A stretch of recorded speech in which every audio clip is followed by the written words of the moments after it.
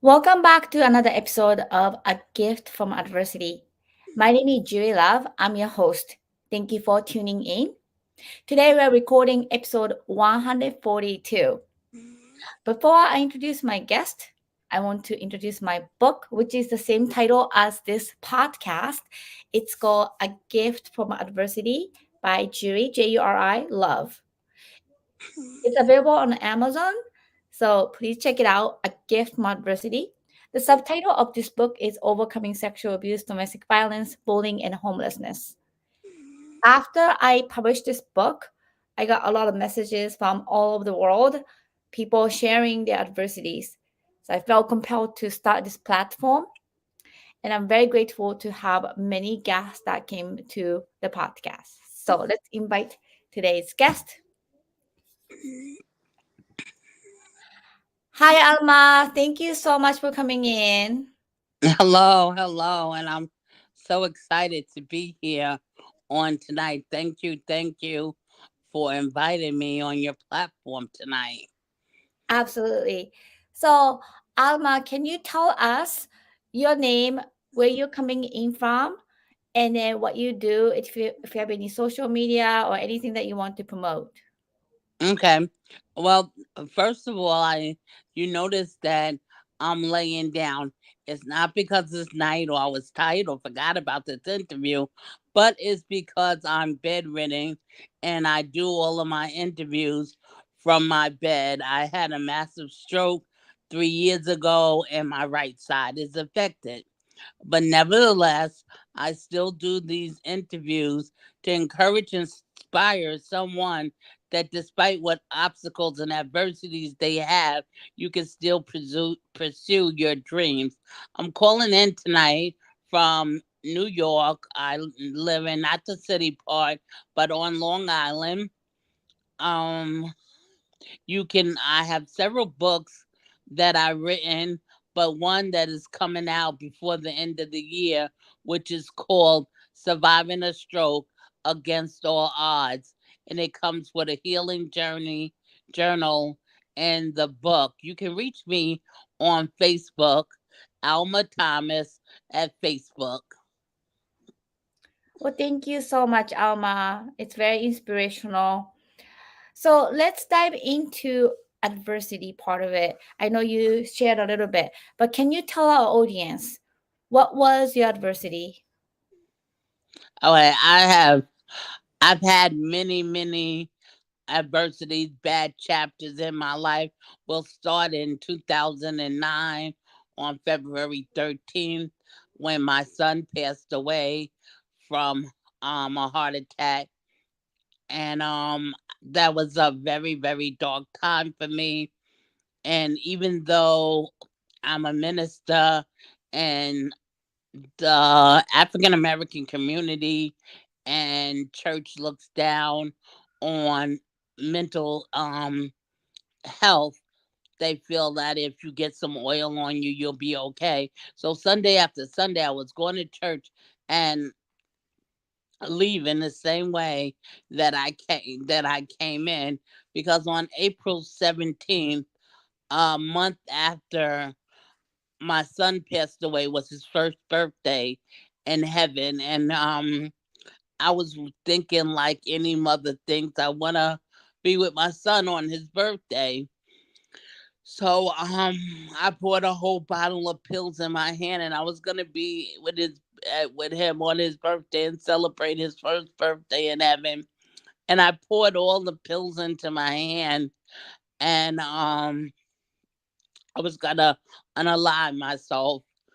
And not that I wanted to be unalive, but I wanted to be with my son on his first birthday. And I poured all the pills in my hand, and I heard a still voice say, "If you do it, you'll never see him again." And I put the pills back in the bottle, and that is the day that I decided that I had to find a way not just to live through this, but to be an overcomer and find some purpose in all this pain I was feeling. So I went to see a therapist, and she talked me through the stages of grief, and how it doesn't go in order, and you'll fluctuate between bargaining and acceptance and denial and depression, that you'll fluctuate through those, but you have to go through every step until you finally get to acceptance. So after 2009, my apartment building that I lived in caught on fire. And not my apartment didn't burn, but all the apartments in that row was condemned. So I found myself homeless and going through the homeless system. And the first place they put us in was full of bed bugs. The minute we laid down, we were bitten all over, and we had to get up and go to my mom's house. And my mom has a 1 bedroom, but we made it work until we found the apartment. I was still searching for something to fill that void, so I got married, and I found out that my husband was a substance abuser. He was addicted to crack, and he was a functional addict, but he was addicted. But he would not admit that he was addicted, so I couldn't help him. You can't help someone who won't admit that they have a problem. And then after that, I had the massive stroke in 2021, and I spent 2 years in a nursing home where I went through neglect and abuse. And I finally came home a year ago, and amidst all that adversity, have you ever been to the carnival and you throw the ball real hard at the clown, and the clown goes all the way back, and just before you are able to pick your grand prize, that clown bounces back up again? Well, they put something in that clown that makes it bounce back when you knock it down. Well, God has put something in me that makes me bounce back after every adversity. And the reason why I do these podcasts from my bed is that people in life go through so many adversities that they want to give up. They want to throw in a towel. They don't see the light at the end of the tunnel. But when you hear my story and all the things that I've been through, and I'm still standing, and I don't look like what I've been through, it gives you some inspiration, and encourage and motivates you to know that there is a light at the end of that tunnel, and you don't have to give up on your dreams. See, the cemetery is full of unfulfilled potentials, failed dreams, and visions. People who um die with their purpose inside of them. And I don't want to die with my purpose inside of me. So if I can inspire one person to dream again, to reach down, way, way down, and wake up their dreams, the ones they rocked to sleep, the ones they thought they could never have, and go after it, whether it's go to school, whether it's write a book, make a movie, whatever it is that you desire to do, and you gave up on that dream because you thought you could never have it. So, Alma, let's save the tools part for the second question, but let's focus on a little bit of the adversity that you went through. So, let's break it down, dissect a little bit. So, how old was your son when he passed? 18. How did he pass? He had a heart attack. Oh, heart attack. Oh, you mentioned. So, it was like sudden, like very, very sudden. Well, excuse me. He was sick at 13. At 13 they found out he had a heart condition, and they the first time he was in the hospital, they didn't think he was going to make it out. He was in the hospital for 3 months, and they didn't think he was going to make it out, but he made it out. He graduated. He learned how to drive. He got accepted to a pre-law program, and then it's like one night, he asked me for some water, and I gave him the water, and he's like, "Ma, I don't feel good." So I called the ambulance, and I was in the front of the ambulance, and he was in the back, and if I had a eerie feeling that this wasn't like the other times when he went to the hospital, and when we got to the hospital they were working on him, and the doctor came out and told me he was a very sick young man. And then 5 minutes later he asked me, was I there alone, and I said, yeah, my family is on the way, but I'm here by myself. So he said, well, we're gonna wait till your family comes to talk to you. And then that's when I knew that something was wrong. And I called my family and I was like, hurry up, hurry up. The doctor wants to talk to me, but he won't talk to me until y'all get here. And then that's when the doctor took me and us into the family room and said, I did all I could do, but I couldn't save him if y'all want to go in and see him. And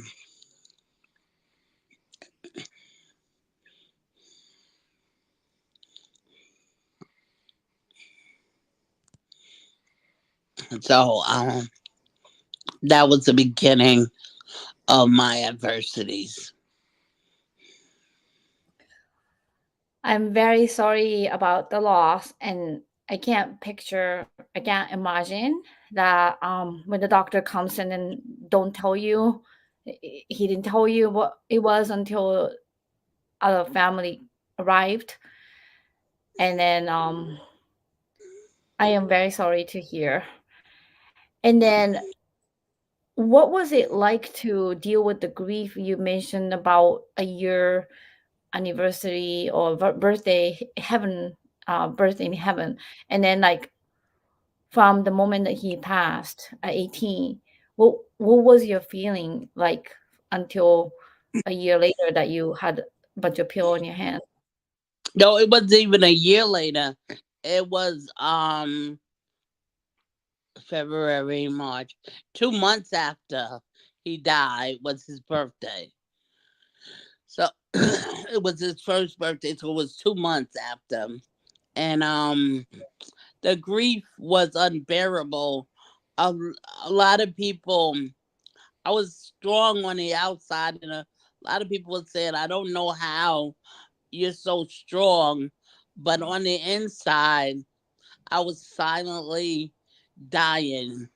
The pain was so great because at a time when you're talking about what college you're gonna go to, what you wanna be, when you grow up, and now you have him at only 18 years old passing away. So the grief was very raw, and people try to help you with their words, but when you're first going through, you don't want to hear the words. I remember that I used to think something was wrong with me because people would say to me, oh, he's in a better place. And I would say in my mind, if it's such a good place, let your little Johnny go there and tell me tomorrow if you think it's a better place. I know that it's a better place, but I don't want my child to be in a better place just yet. I didn't think that he was going to go to the better place before I did.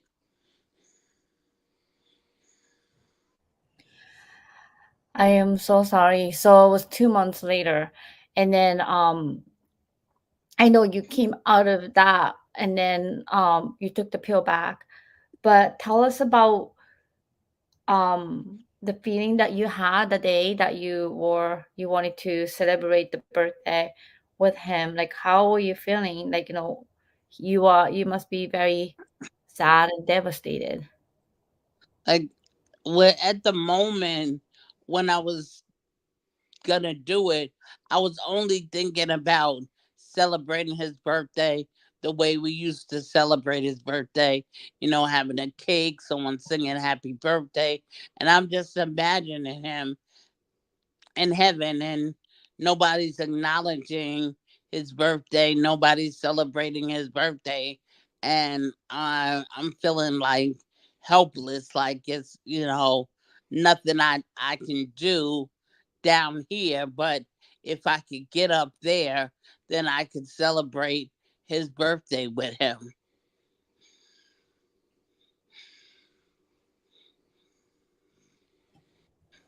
Yeah. And then did you have another child or just he was the only child? Yes, I have another daughter. She's 21. So she was 8 when he passed away. Wow. That must have been very hard for her too. Very hard, very hard. It's and then it's because she saw the pain that I was in. It wasn't like she even felt she can talk to me, but I got her the counselor at school would talk to her, and I remember she just told me this about a month or two ago, that she was in school one day and she just started crying hysterically. But the school knew that her brother had passed away, so they took her to talk to a counselor. But she never even told me when she came home that she had a breakdown. I feel like a lot of times that this death, sudden death, accident, anything that's traumatic happens, people don't realize that there are shock stages that you don't even know that you are in shock stage until you have this true breakdown and mental breakdown, and you can't control it. Your brain doesn't just process it right away, and then people are just like you said, oh, you seem strong, you seem okay, but it's just the way that I think some of the part of the brain, I don't even know what it is, but you kind of have to move forward for a survival part of it. But then the survival part kind of fades down, fades off. Then you have this grief, like huge, like grief and the realization, and you just break down.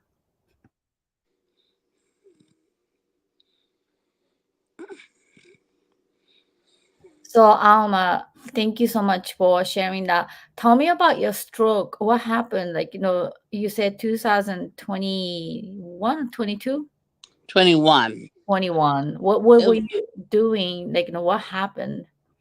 it was an ordinary day. I was a teacher at Head Start, so I taught preschool children that are 3 to 5.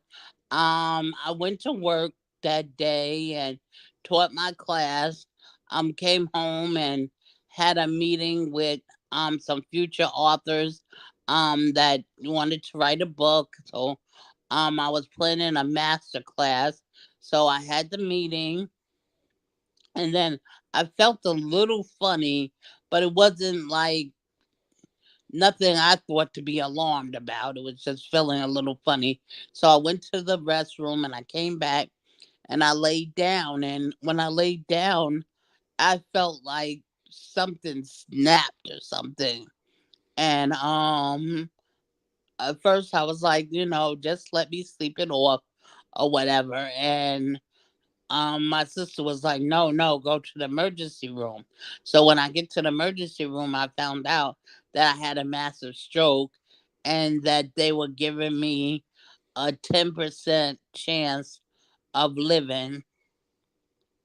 And they wanted to hook me up to a ventilator and all this stuff, but they told me that if they hooked me up to a ventilator, I only had a 1% chance of living, that it was a 99% chance that they wouldn't be able to wake me up. And I refused the ventilator because even though they were saying I was breathing at that capacity, I didn't feel like it. And I have asthma, and when I can't breathe, I struggle for breath. And I wasn't doing that, but they were saying that I was very, very, very sick, and that delay of me laying back down, um, if I had got to the hospital sooner, they could have gave me the shot that stops the stroke. Um, and so I was in ICU for 3 days, and the nurse was telling me the first day, she was like, "Do you want me to hold your hand while while you transition?" And I was like, "No." And they called my family and told them if they ever wanted to see me alive again that they would have to come to the hospital. But I just didn't feel like I was leaving here. That So I didn't believe the reports of the doctor, and I finally stabilized, and they sent me to a room, and I stayed in the hospital for about a month, and then I went to the rehab for 2 years, and that was a horrendous experience. Um they're short staffed. They when you ring the bell, they don't come. I'm allergic to mushrooms, and they gave me mushrooms twice. Another patient attacked me 4 times. So my experience in that nursing home wasn't a good one, and I was trying to get home. And finally, a year ago, I came home. Well, thank you so much, Alma, for telling me that. For people who never had a stroke, it's very informative to know that, like, first of all, like, you kind of felt funny, but then, like, you're told to go to ER, and then found out. And it's just so interesting to know that they had given you a choice, and then you were able to refuse the choice. And then it's kind of interesting that even if you are in that after the massive stroke situation, that doctor kind of gives you a chance to speak out and advocate for yourself. Right, but first they gave me all these tests to see if I was comprehending what I was saying, because I was refusing the ventilator. They wanted to put a feeding tube in me, and all of these things that I was refusing. So they were thinking that I just wanted to unalive myself, but I didn't feel like this was unto death.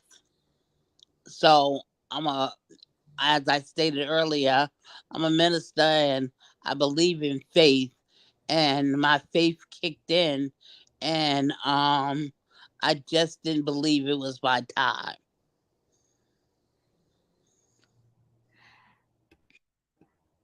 It's very interesting because a lot of people at the hospital in that situation, even if you're a spouse, like, you just kind of like go with what doctor says, and then you just don't think that you actually have a choice. And then had you had the feeding tube and then ventilator, like, I think you would be not even talking. You said it's only like a percent of chance of living. And it's just so interesting that you had a faith, and then you refused, and then that kind of saved you too. Right. And talk to me about this abusive experience at the rehab. I can't even imagine, like, not having advocacy, and then even like ringing the bell, like, button, like nobody comes, and then who attacks you? Like, no, another patient attacked you, and Another patient, like, and it wasn't her fault because she had Alzheimer's, but the staff should have been watching her. She shouldn't have been allowed to roam around the building unsupervised. So I didn't blame her, but I blamed the staff, because this was 4 times that she attacked me. But every day she would come into my room, and some days she would be in her right mind, and she would just talk, and other days she would think that I had her daughter's stuff, and she would try to take my stuff and think it was her daughter's. And they didn't do anything until she grabbed my arm and scratched my arm, and then that's when um they did something. about it, and they were so short staffed that that's the reason why you had to wait for people to come, because they were busy with other patients and short staffed. There were some excellent nurses aides there. I loved the nurses aides that were my regulars. My regulars were excellent, but whenever they were absent and um a substitute would come in, that's when the care was bad. That's when some nights they wouldn't do me, and I recall one time they didn't do me for 72 hours. For 72 hours I was in the same um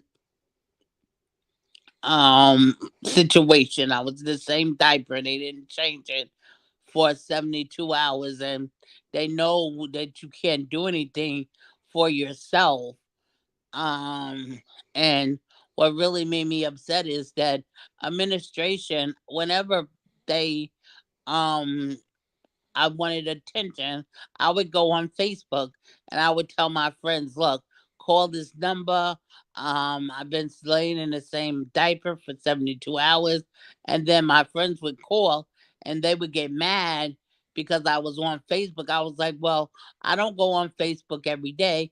I go on Facebook when y'all don't do what you're supposed to do. So you should be more concerned with your staff doing what they're supposed to do than me being on Facebook, because if they did what they were supposed to do, I wouldn't be on Facebook. That is just nasty. Like they are getting paid to do a job and then they are not supervised and then they are not doing like what they're supposed to do to take care of people, that it's almost like they should just close down the facility. It's just Yeah, so they should, because um and I they used to get mad at me because I was to be like, I can talk and I have family that's advocating for me. What are y'all doing to the people who can't talk?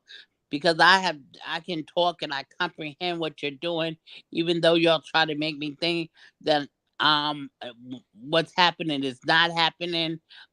Several occasions I didn't get my medication and I had my stroke because my blood pressure was high. So on the days they don't give me my medicine, the next day my blood pressure would be high. And then I would be telling them like, look, I'm here because I had a stroke. With my blood pressure being high, I could have another stroke. Like, and then the person would sign off, the nurse would sign off that you gave me the medicine. So once you put your signature that you gave the medication, then either the other person would have to count all your pills, which they didn't want to do. And they would be like, she said she gave you your medicine.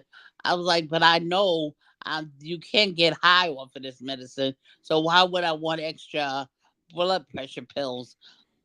She never gave them to me, and they was getting upset because I would go on Facebook and let the people know what's really going on there. That when the state comes, y'all are prepared for the state and you give them a good show. But then when the state leaves, you go back to the same way. The water was off several times. Like, we know, okay, things happen, but you should be prepared. Like with wipes or something. Why would you wanna wash someone up in the dead of winter with freezing cold water? That's abuse. yeah, that is a completely sad situation and the abuse, and then it's almost like, Excuse me.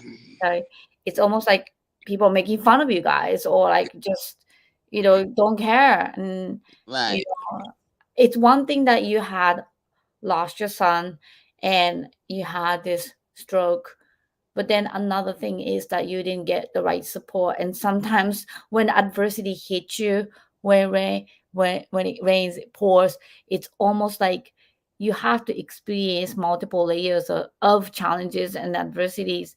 When like having a stroke is enough, but then when you go to the care facility that you thought that's the solution and that's the best thing for your health, where you are actually getting abused, that's so frustrating.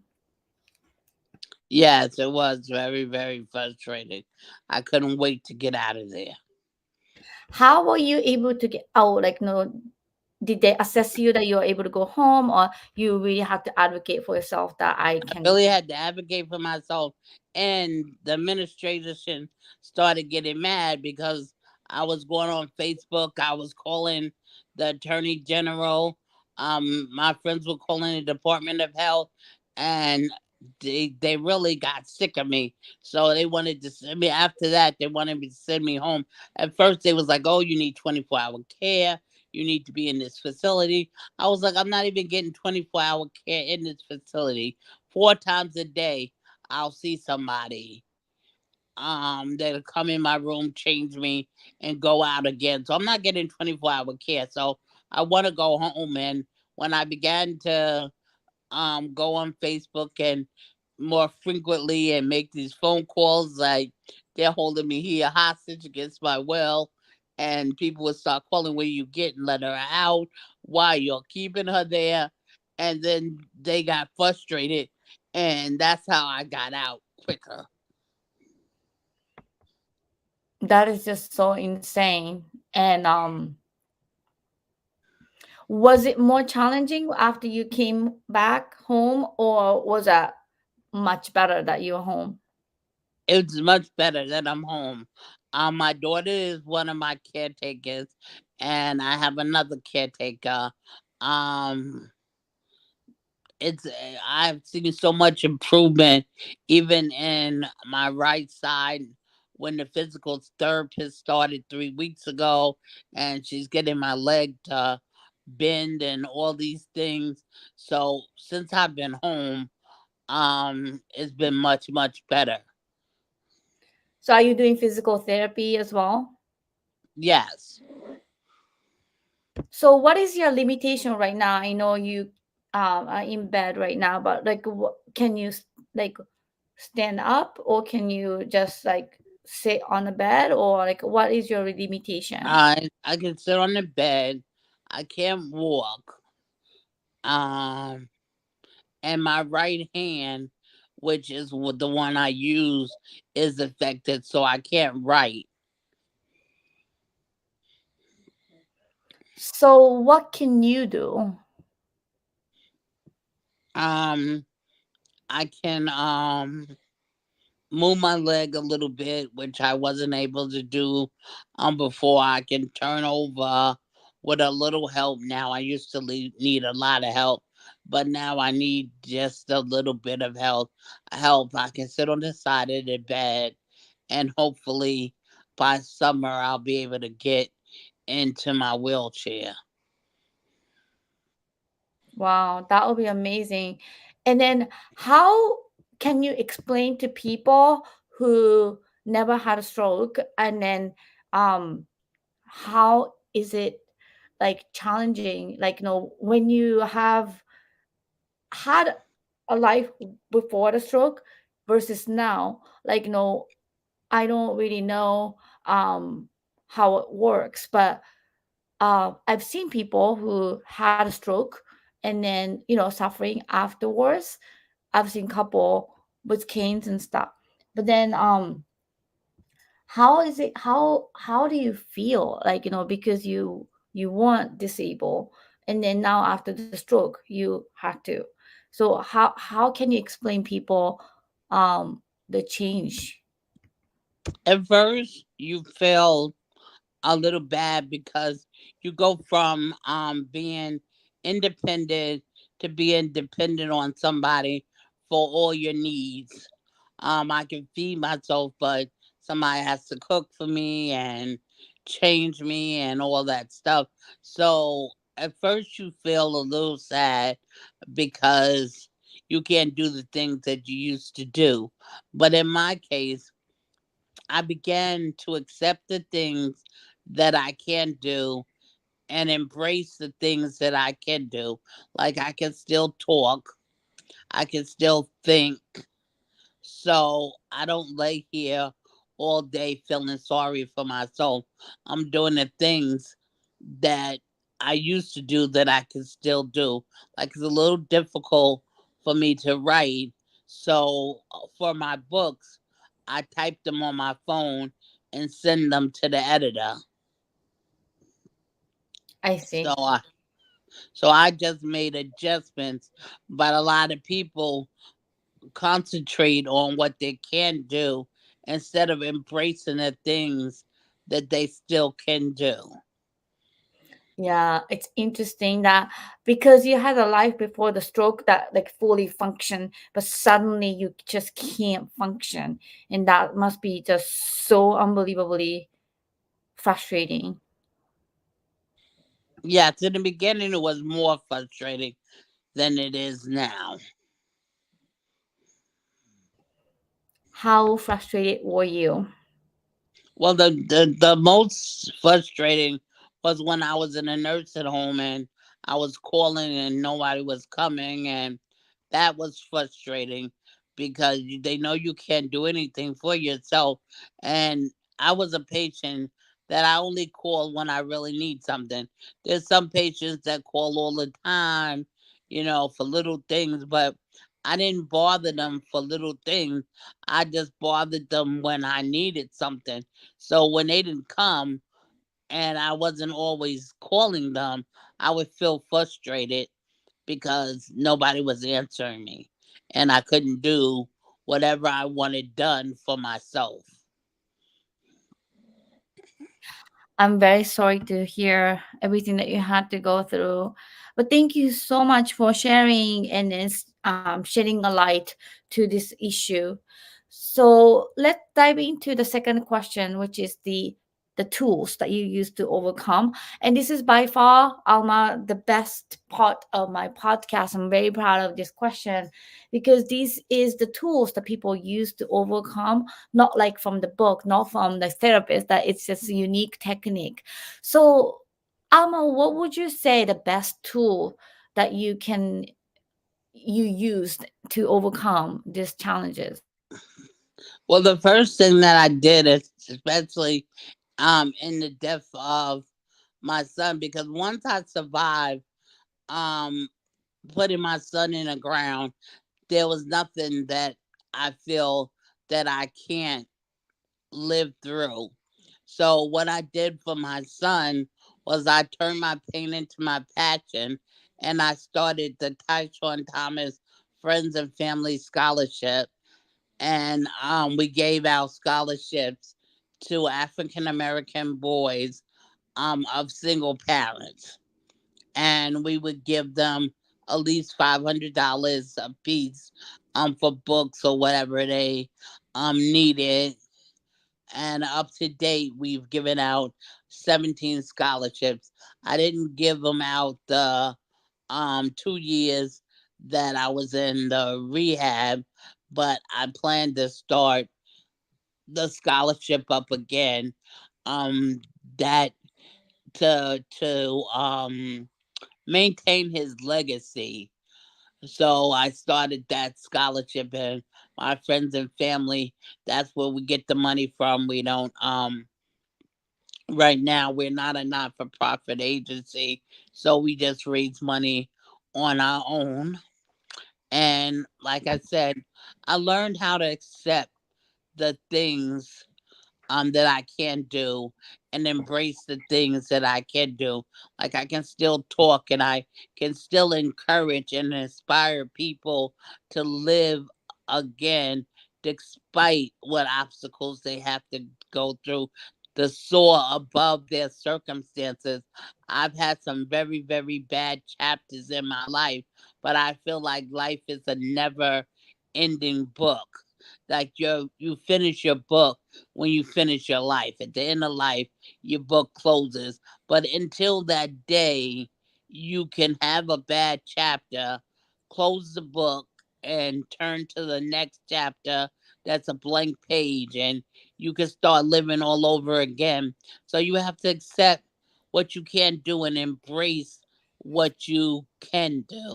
That's one of the tools that I use, that I don't look at, oh, I used to be able to walk, I used to do this, I used to do that, but I embrace, you know, I thank God that I can still talk, and I can still use my mind, and I can still inspire and motivate people to live their purpose, their God driven purpose.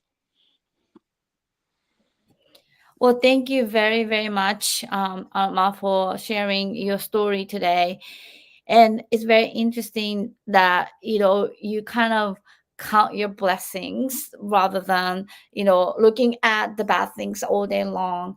And then, I'm a firm believer of 24 hours is given equally, no matter what race you are, how rich or poor you are, what kind of condition you have. And it's really up to you to use that 24 hours wisely or positively, or it could be negatively.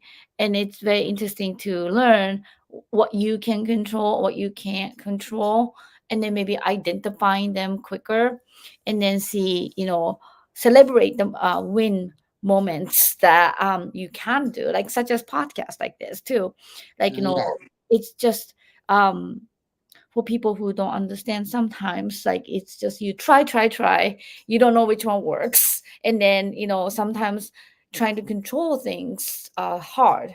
But then when you realize that even if you're in bed, even if you have this condition, that there are still something that you can do, and that counts as a win, a huge win.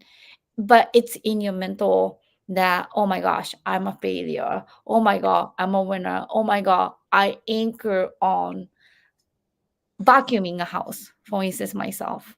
Just like even like little things that I could accomplish. I cleaned, I did trash. That's enough. Sometimes, like, when things gets hard, you just don't understand, and you just have to focus on one thing. Right. So, Alma, I really thank you for coming to a gift diversity today. I know it's not easy, but I'm very grateful that you're sharing the story to the general audience.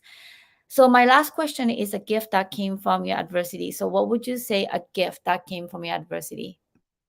The gift that came from my adversity is that I can still inspire and motivate people by coming on these podcasts and speaking from my bed and telling about the adversities that I've been through, encourage someone else that they can make it, that there's a light at the end of the tunnel, that you can soar above your circumstances. So that's the gift, that I'm still able to talk, I'm still able to motivate people.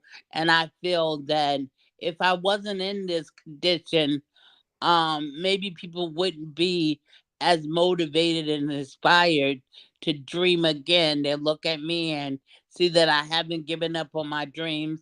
I'm still writing books. I'm still teaching Bible school. I'm still speaking on virtual stages. I'm not, and I'm coming as I am. A lot of people say, "Oh, do you mind being on video, or do you just want to do audio?" No, no. I want to be on video because I want somebody, if I can inspire one person a day to dream again, then my life hasn't been in vain.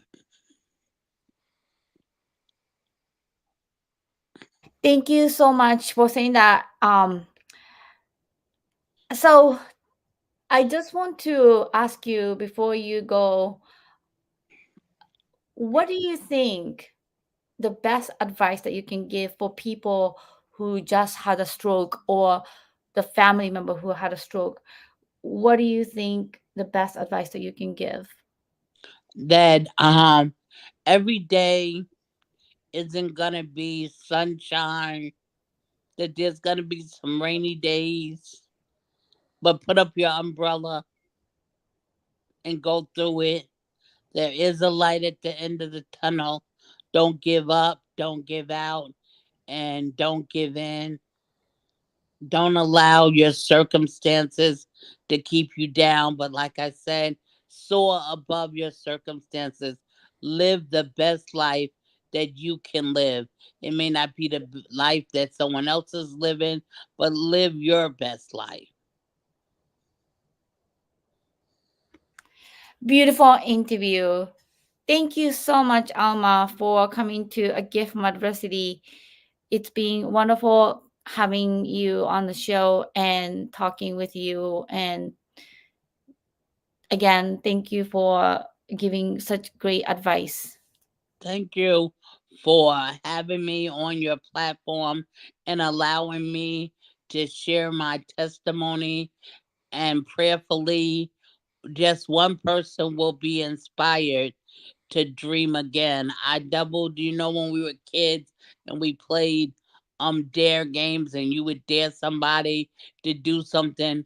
Well, on tonight, I double dog dare everyone to dream again. Awaken the dreamer in you.